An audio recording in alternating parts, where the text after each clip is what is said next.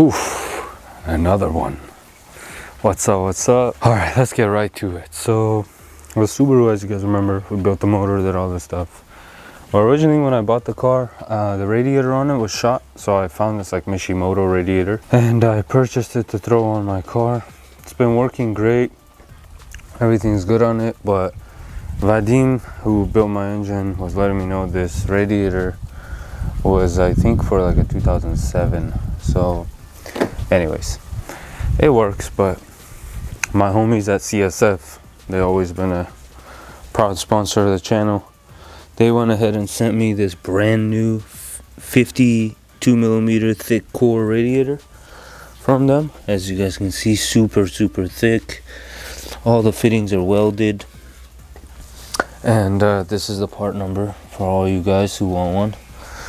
And then while we were at it, I got some new bushings for the radiator, new radiator mounts, new Mishimoto hoses, new hoses for the pressure side and the overflow. And then as well, we got this nice Killer B high flow water neck to install. We have this fluid dampener we were gonna do as well. I'll have to inspect my pulley because that's another sponsored part. If there's nothing wrong with the pulley, I'm not gonna change it out right now. Probably do it when we do the timing belt, since all that stuff has to come off. But for now, we'll just leave it alone. But yeah, we're gonna install this new CSF radiator, all new hoses, water neck. So pretty much I already did some of the stuff because it's pretty basic. Take the under shroud off, obviously, which we did. Then went ahead and disconnected the fans. Then I took the hose out so we could drain the system. You guys can see like the buildup around the hose right there. Yeah, not good. So now pretty much when that's drying, we need to unclamp these, and then we got to take the mounts off, and then we should be able to pull the radiator right out.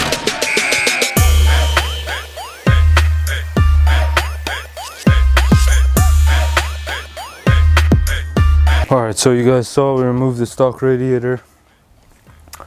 This is what I was talking about, these hoses.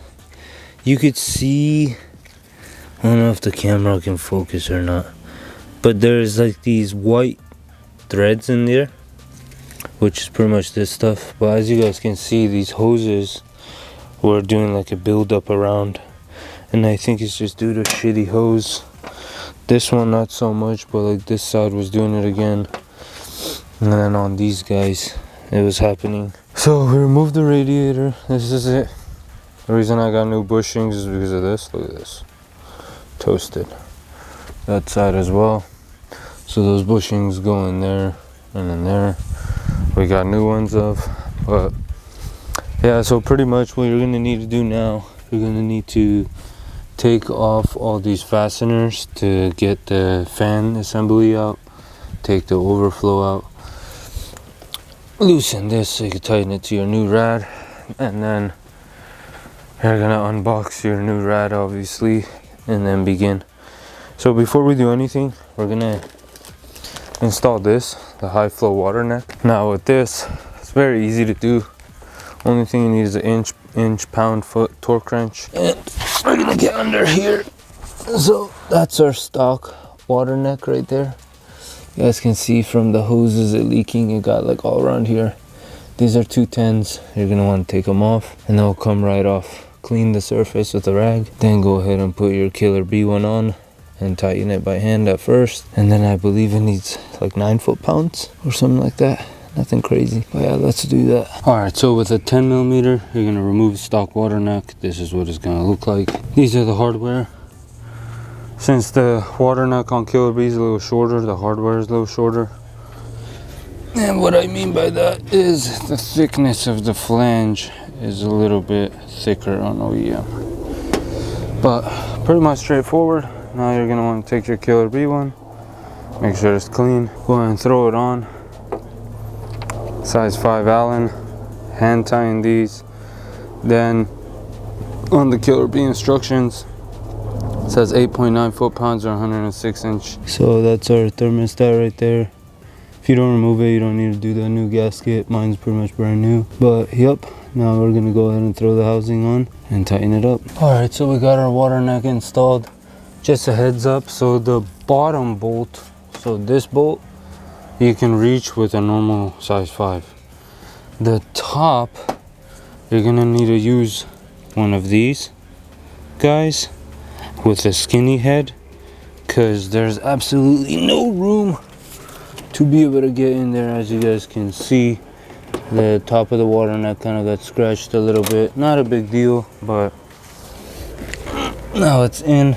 Everything's ready to go. Tying the torque spec.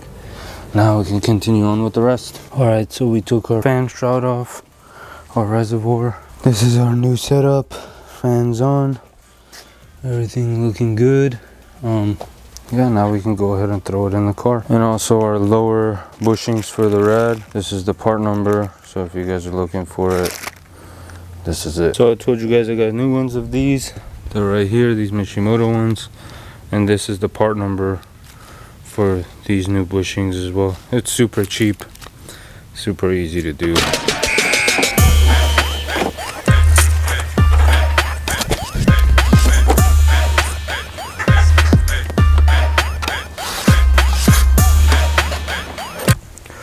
Alright, so we got the CSF radiator in. Nice sticker right here. I didn't like how my bracket was fitting this. It was just hitting this and I wasn't a big fan of it. So I went ahead and just modified it so it fits nicely. One thing to note with this radiator setup, this is much thicker than that Mishimoto one. It's crazy how much thicker it is, but it fits very nicely. We got our fans nicely put up.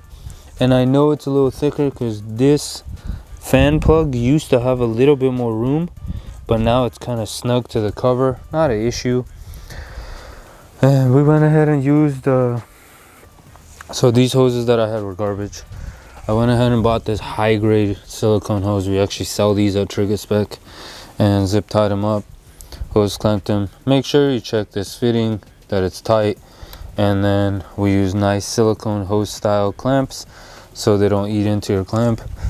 And then for the Mishimoto upper hose too, I went ahead and snugged it up down there, tightened it, snugged it up here, tightened it. I thought I had to modify this, but I guess not. It looks fine. Fans aren't interfering with it, and there's no interference with anything. It just sits on this a little bit, but it's honestly not a problem. No biggie. But yeah, everything looks good. Gap between it looks good. So now we have to do the bottom. Now, from my understanding and what Killer B said, the bottom hose, this needs to be trimmed a little in order for it to fit. So let's get under there and try to fit it and see how much we actually need to trim, and then we'll be able to know more. All right, so we got the pressure tester going. It's at 10 psi right now. We're gonna make sure the system holds for 5 minutes or so. And this is what our final fitment of this hose looks like. As you guys can see, there's no kinks or nothing in it. Nice direct flow. And yeah, pretty easy. Well, not difficult to do. But now we're just gonna wait for the pressure test. Visual inspection from up top. Everything looks good. Looks good, very, very nice. So it's good. And pretty much I use the razor blade. You can use hose cutter, but pretty much cut this much off each side. I believe these are what so yeah, maybe like an inch. Oh yeah, just cut very little, test fit it. If it doesn't fit, cut a little more. Don't cut too much because there's no going back, obviously. But yeah, we're gonna let it sit now and see how it does, and then we'll fill it up and bleed it. So now that we got everything buttoned up, tight, pressure tested, we're gonna use this bleeding funnel.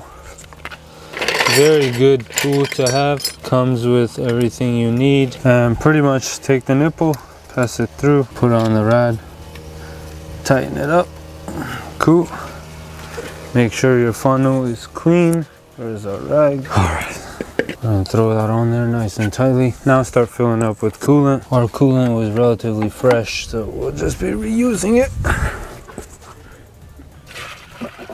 Alright, so now that the funnel is full and it's not going down anymore, we want to burp the system one time. So what we're going to do is open the radiator cap, lift it up. It should start emptying the funnel, and that's it. When it comes up like that, we have officially burped our system. Alright, so now that the system has been burped, you guys can see the funnel is still full. You can fill it up a little bit more if you want. But now with the car pretty much slanted at this angle, you're gonna want to go ahead and turn it on and turn your heater on full blast. That allows all the air from the heater core or anything air in the system to pop out of the little funnel. And when your car is fully warmed up, you're pretty much good to go. Just make sure you top off your little reservoir, and that's pretty much it. But yeah, let's get going to do that now.